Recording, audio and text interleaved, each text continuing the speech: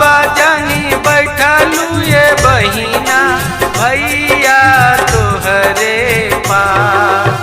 बाबा जानी बैठलू ये बहिना भैया तोहरे पास। चंदा जैसन मुहावा ये बहिना काहे कैलू तुम उदास। चंदा जैसन मुहावा ये बहिना काहे कैलू तुम उदास। कथी तो से काहे हो भैया काथी दीही तो के ज्ञान। कथी तो से काहे हो भैया काथी दीही तो के ज्ञान। होते भिनो सरवा हो भैया बहिना होई है वीरान। होते भिनो सरवा हो भैया बहिना होई है वीरान।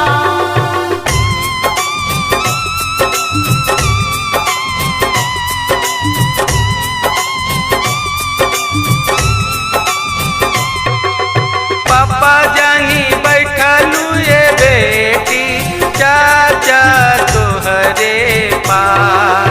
पापा जानी बैठलू ये बेटी चाचा तोहरे पास। चंदा जैसन मुहावा ये बेटी काहे कैलू तुम उदास।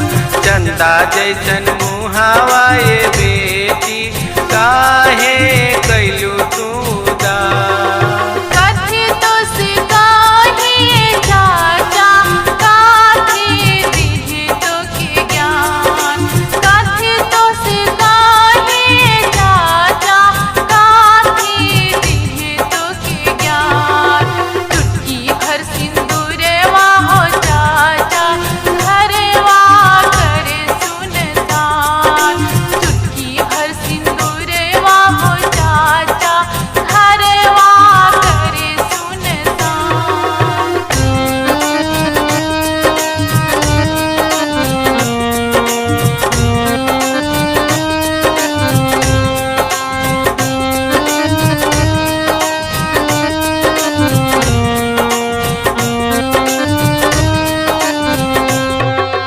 मामा जानी बैठलू ये बेटी फूफा तोहरे पास। मामा जानी बैठलू ये बेटी फूफा तोहरे पास। चंदा जैसन मुहावा ये बेटी काहे कैलू तुम उदास। चंदा जैसन मुहावा ये बेटी काहे कैलू तुम उदास। कथी तो से काहे हो मामा काथी दीही तो के ज्ञान। कथी तो से काहे हो फूफा काथी दीही तो के ज्ञान। अब नहीं खिलता हो मामा होठवा पर मुस्कान।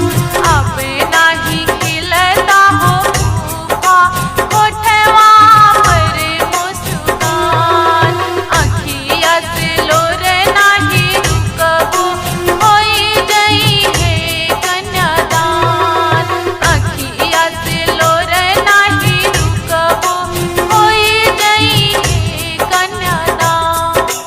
चंदा जैसन मुहावा ये बहिना काहे कैलू तुम उदास। चंदा जैसन मुहावा ये बहिना काहे कैलू तुम उदास। होते भिनु सरवा हो भैया बहिनी होई है वीरान। होते भिनु सरवा हो बाबा बेटी होई है वीरान। चुटकी भर सिंदूरवा हो चाचा घरवा करे सुनसान। अब नहीं खिलता हो मामा